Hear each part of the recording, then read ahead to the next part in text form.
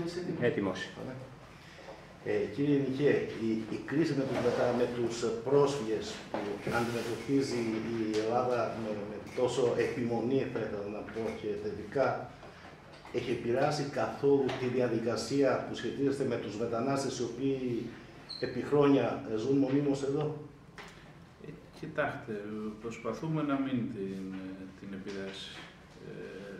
Υπάρχει πράγματι ολονών, η έγνοια είναι το πώς θα αντιμετωπιστεί το κύμα αυτό που έρχονται στην Ελλάδα, αλλά παραμένει η έγνοια, και τουλάχιστον η έγνοια της γραμματείας, είναι το να μην παραμείνουν παράνομοι κόσμος από όσους βρίσκονται στην Ελλάδα.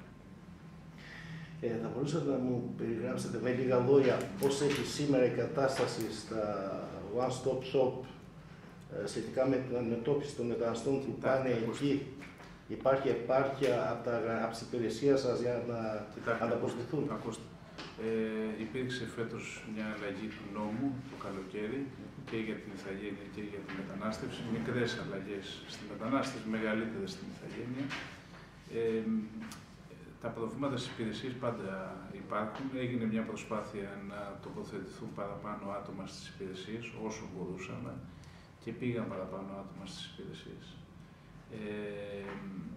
Προς το παρόν δεν υπάρχουν μεγάλα προβλήματα στις υπηρεσίες μετανάστευσης. Στην ηθαγένεια υπάρχει μια καθυστέρηση στην μαζική εφαρμογή του νέου νόμου. Δηλαδή ο νέος νόμος έχει ξεκινήσει να εφαρμόζεται, αλλά σε λίγες περιπτώσεις, και κυρίως είναι η τακτοποίηση των εκκρεμών περιπτώσεων από το 2010. Υπάρχει ένα μεγαλύτερο πρόβλημα, το οποίο και εμείς δεν το είχαμε εκτιμήσει, στη γραμματεία του Υπουργείου για τους εξαιρετικούς λόγους στον Πειραιά.